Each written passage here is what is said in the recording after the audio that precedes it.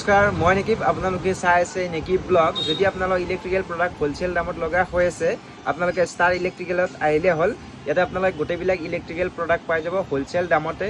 ৱেৰ পাব আপোনালোকে KEI, Finlex gold, silver দুটাই পাই যাব। মেইনলি আপোনালোকে চুইচ বৰ্ডবিলাক পাই যাব। কলাৰ্ছ, এংকৰ, বিনয়, লিগ্ৰেন, হেভেলছ গোটেইকেইটা ব্ৰেণ্ডৰে পাই যাব অৰ্ডাৰ এগেইনষ্টে।